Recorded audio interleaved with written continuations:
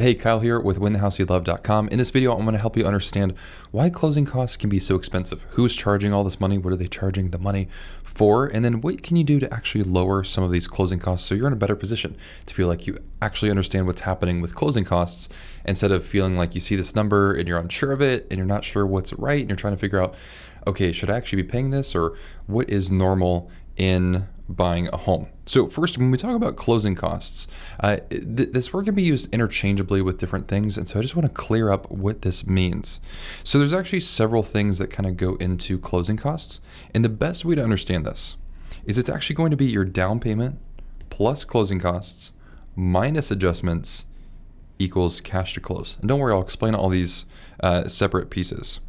So closing costs are going to be the charges that are additional to being able to buy a home. It's for all the people involved in the purchase of your home to help you be able to close on it. So what we're actually talking about here is the cash to close is that bottom line number. So when you're asking yourself the question of how much do I actually have to bring to the closing table? What check do I have to bring to somebody to be able to purchase a home? And that's your cash to close. So first we have the down payments. So the down payment is basically how much money are you putting up compared to how much money the bank is putting up. So this is normally a percentage of the purchase price. So for instance, on a conventional loan, there's a minimum of 3% down. That means you're putting 3% as a down payment and the bank is giving you a loan for 97%. So those equal up to 100% of the purchase price. So the minimum down on conventional is 3%. For FHA, it's 3.5%. For USDA, it's 0%. And for VA, it's 0%. And on this channel, I have loan requirements for every single one of these loans that you can search for if you're interested. So you have the down payment. So maybe we're running with a conventional loan and we're 3% down. Okay. So on a $100,000 home, that's $3,000. $200,000 home, that's $6,000. Then our closing costs, and we'll go into this in more detail. Closing costs are going to be the other fees that are charged here. So they're not just miscellaneous fees or made up fees like junk fees.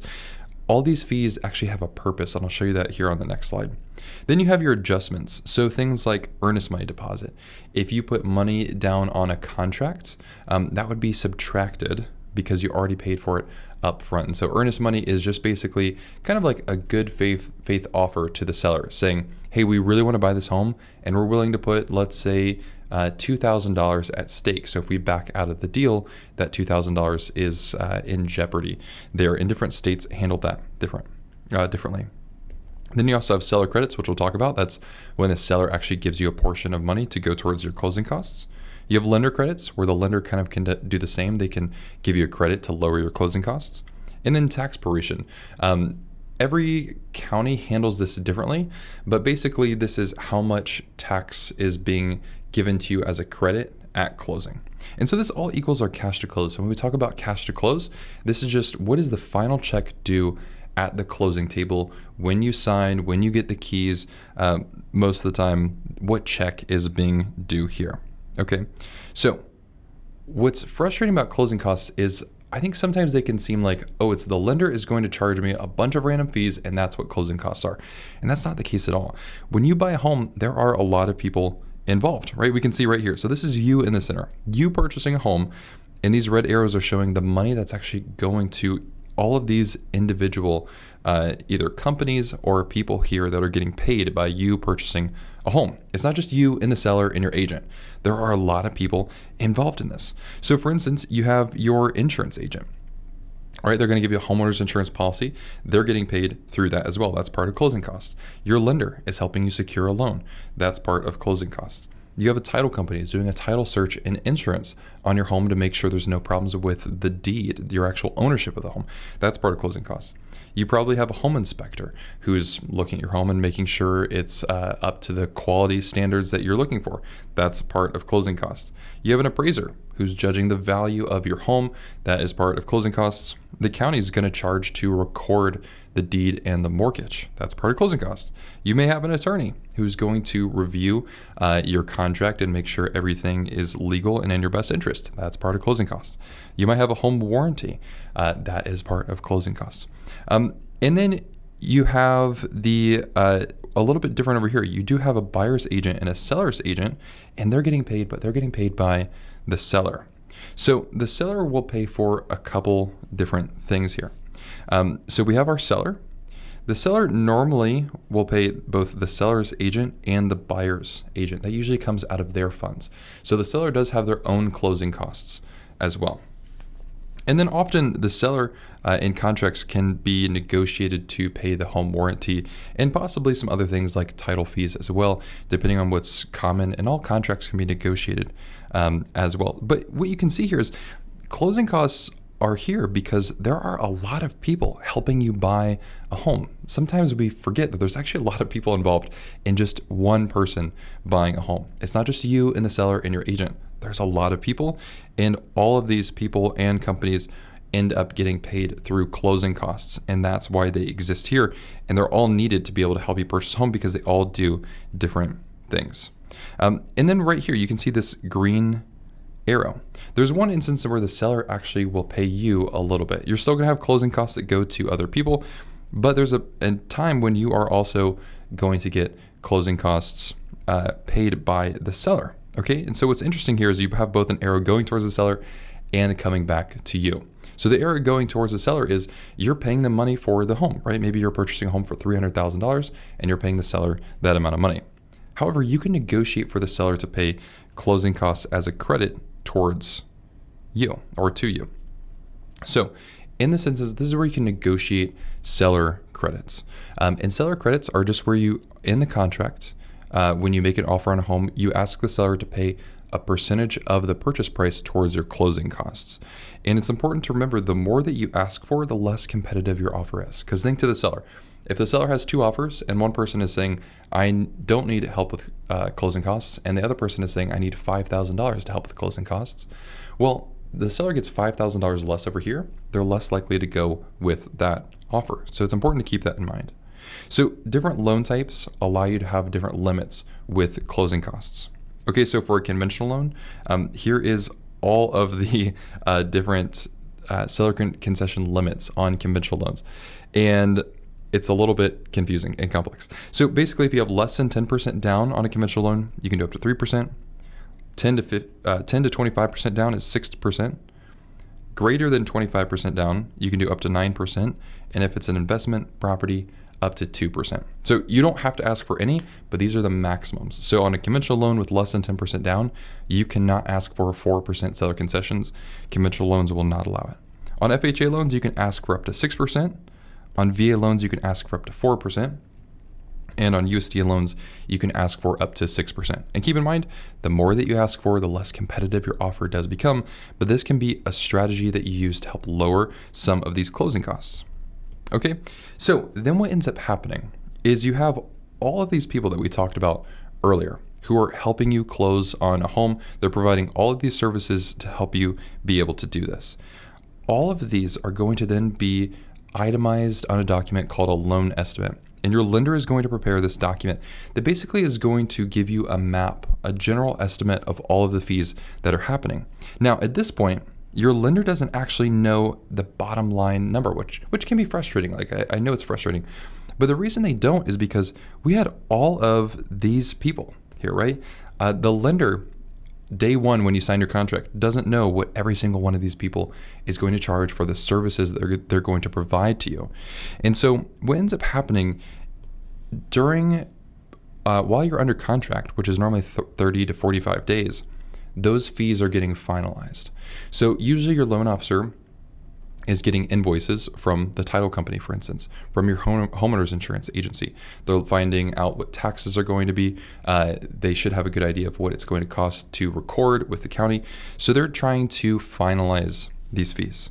So what they would do first is they give you a loan estimate. And the loan estimate is just that. It's an estimate of the fees of what they think you're going to run into as the final cash to close. So they know what your down payment is based on the loan type, and they're going to estimate your closing costs based on some other information from the loan. And they're required to give this to you 3 days after you're under contract for a home. So then during the time that you're under contract, they're working on finalizing those fees to give you then a closing disclosure. And a closing disclosure actually has 2 more pages. So you can see there's 3 pages over here, 5 pages over here. and the closing disclosure is required to be given to you at least 3 days before closing. Okay, so the closing disclosure is very similar to the loan estimate, but it should have those fees more locked in. So they're getting more accurate numbers so you can figure out what the total cash to close is. So normally what ends up happening is a loan estimate is quoted maybe a little bit higher than it actually will be. And then ideally you'll get a closing disclosure and it should be a little bit less. Okay, if you're working with a good loan officer, they should be estimating in a way that helps you understand a good ballpark of where it's at, but in a way where you're not going to get the closing disclosure and costs are going to be more, because nobody wants that unexpected jump in costs. And this is what one of the pages of the closing disclosure looks like. And it does a couple different interesting things here. The first thing is it actually compares the loan estimate versus the final closing disclosure fees. So it helps you compare side by side what everything is. But then it also uses a system of debits and credits to figure out what your cash to close is. And this can be a little bit confusing, and it's not I wouldn't be too concerned about feeling like you have to figure it out. I think it's just interesting to note where are all these numbers coming from and how are they coming together with all this? Because what it is they're taking basically everything in this section and then subtracting everything in this section from it. So you have all your debits up here in the top section and the credits below. So for instance, the sale price of the home, $180,000. All of us, right away, we have a $180,000 bill due. Okay, then we have closing costs, $9,000 on top of it. Okay, so we have this big bill due. Well, the loan covers $162,000. That's removed from the $180,000. Then we also have an earnest money deposit. And so you'll see this on your own closing disclosure, where it's itemizing every single thing and then showing you all the adjustments with it to give you that cash to close. Okay, so at this point, you're probably like, all right, there's a lot going on with closing costs. There's a lot of people charging closing costs. How do I keep these low? Well, there's a couple different ways that we can do this. The first one is to shop lenders. This is the one that most people are common with, but it's important to realize the lenders only control the lender's fees, right? If we remember back to that other slide where we saw all of those people in there, the lender was only one piece of the puzzle. There are a lot of other people who are charging fees in there as well. Your lender will only control their fees. They cannot control everyone else's fees. But sometimes people have this assumption that they will then shop lenders and the lender will then control all the fees. And that's just simply not the case. The lender will only control their fees. So when you shop with lenders, you only want to see what are your fees. And so these are called Section A fees. It's directly what the lender charges. Because sometimes what can happen is you might talk to one lender and in the loan estimate, they're estimating that the title company is going to charge $2,000. You talk with another lender and they're estimating the title company is going to charge $3,000. Sometimes people make the mistake and they're like, well, title fees are cheaper with the first lender, so I'm going to go with them. They're estimating. They don't know what the title fees are. They don't control the title fees. So don't choose a lender based on fees that they don't control. Only choose a lender based on Section A fees, the fees that the lender directly controls. Also shop for homeowners insurance for a lower rate. So you can shop for any homeowners insurance that you would like. And you could potentially choose a higher deductible if that would help you lower that cost as well. You can also ask for closing cost credit from the seller. That is probably the easiest way to get this done. So asking the seller for, again, back to that limit, maybe it's 3%, maybe it's 6%, maybe it's 4%, or anywhere in between. You can also talk to your lender about getting a lender credit, and then also exploring grants or down payment assistance options with your lender to see if that's something that you have access to. Also, something that you can do is ask for long proration if that's not already common in your area. So different counties handle this differently. So in my area, there's actually a difference between short proration and long proration.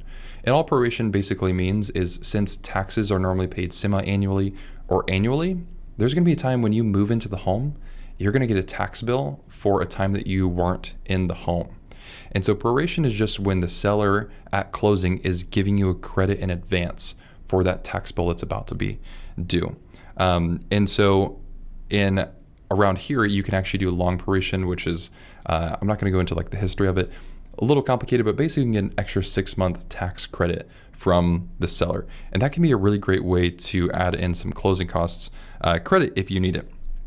And again, this is all negotiated in the contract, so the seller doesn't have to agree to that. Explore not getting an owner's title insurance policy. Now, this is both risky and optional, but basically what happens is when you look at your loan estimate, you're going to have an optional owner's title insurance policy, and this helps protect you against any errors found in the recording of your deed or of your mortgage. Any title issues that you run into, it's going to cover you for. And it can be really risky to not have it. Sometimes if you're really strapped for cash, it could be an option.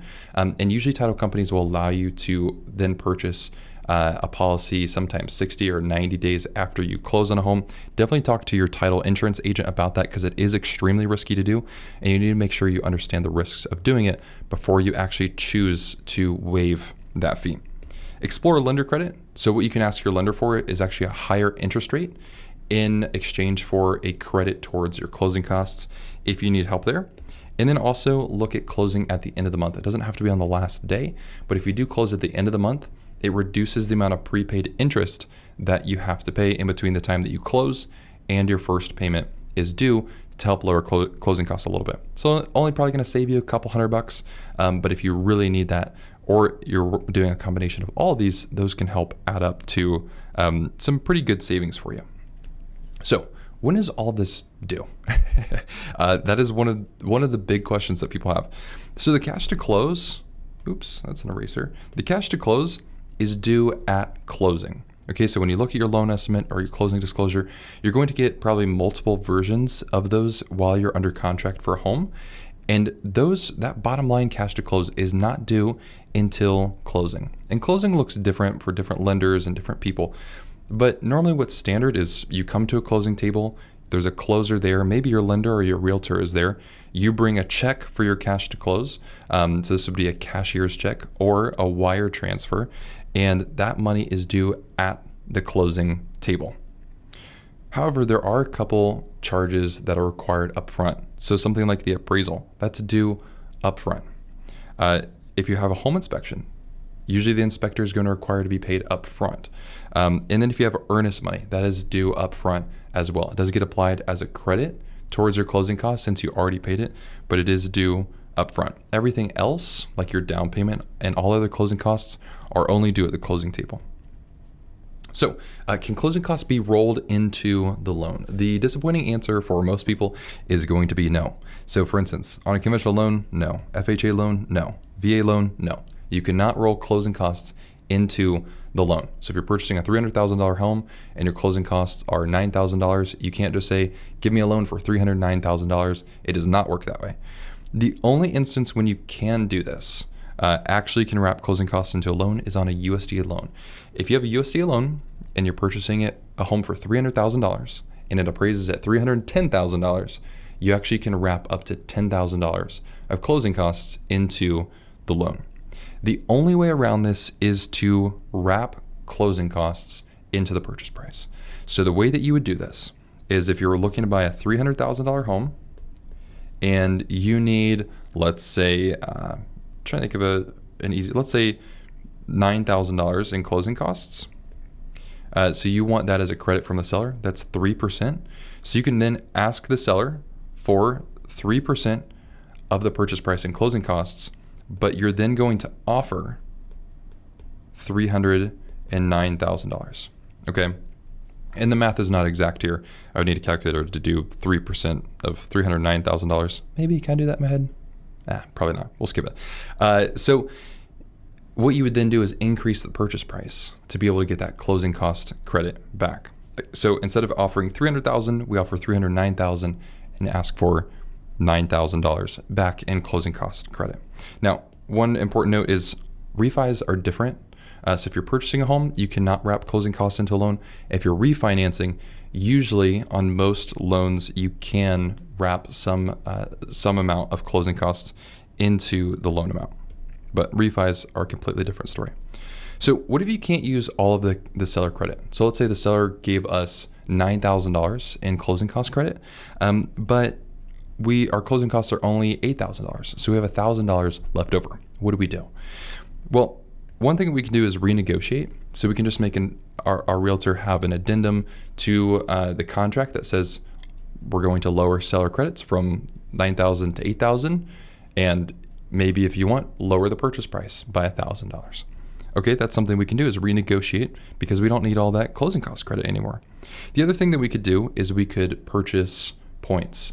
And what you do there is it's kind of the inverse of a lender credit. So instead of asking for a higher rate and a credit from the lender, we actually ask for a lower rate, but we're willing to pay, think of it like prepaid interest. We paid to lower our interest rate. That is something you can do if you have closing cost concessions from the seller left over. And then, do different loans have different closing costs? For the most part, no, because if we think of things like title, home warranty, appraiser, all those types of things usually are not going to change in cost between the different loan types. However, the main thing that you will see as a closing cost change is anything with upfront mortgage insurance. So FHA loans, VA loans, USDA loans all have their own type of mortgage insurance that is charged up front. Okay, usually conventional loans don't, unless you choose to have upfront mortgage insurance on a conventional loan. So for instance, on FHA loans, there's going to be 1.75% of the loan amount added to the loan as upfront mortgage insurance cost. VA has a funding fee, and then USDA has what they call a guarantee fee as well. And so that will change your closing costs. However, those fees are usually added to the loan, and you won't pay them upfront. So I know this can be confusing. If you're at this point, you're like, this is a little confusing and overwhelming. It's okay. It's okay to be there. It's okay to be like, I have no clue what's going on. This is frustrating, and it's a lot of information. Really, the whole goal here is just to help get you acclimated to some of these numbers, because your loan officer will be able to guide you through a lot of these fees as well when they give you a loan estimate. And then also, do you have to prove that you have the money? So for most people, yes. And so normally what a loan officer will ask you for is 2 months of your bank statements. And so what they want to see is that you didn't go take out a personal loan for your closing costs or your down payment. And since 2001 with the Patriot Act, they also have to check for instances of fraud or money laundering, which can be very frustrating that you have to show so much information from your bank statements for. But what you will need to do is have 2 months of bank statements to show that you have the money there. And it's a lot easier to give this to the lender as early as you can in the transaction, so they can make sure that they can see all the money is in your account. So for instance, if your cash to close is going to be $20,000, the lender then needs to see bank statements that would show the $20,000 in an account, so that they know that money is from a source that they accept, and you'll have the money ready for closing. Okay, and then finally, how do you estimate these fees? One quick and easy rule is 2% of the purchase price. So for a $300,000 home, 2% would be $6,000. And so you can estimate $6,000 as your closing costs, probably a decent rule of thumb, but it's not as refined as you probably would want it to be. Another option is there is a loan estimate explainer link in the description that will help you take a look at a sample loan estimate and see what sample fees can look like. You can also talk to a lender and ask them to give you a quote for closing costs as well, and they can itemize and estimate all these other fees. And then finally, I have a loan estimate walkthrough. It's about 25 to 30 minutes of me going through a loan estimate line by line and explaining all of the different sections, like Section 8 lender fees and everything that you need to watch out for in your own loan estimate, so you can get a better understanding of closing costs. So if you're interested in that, you can click this video right over here.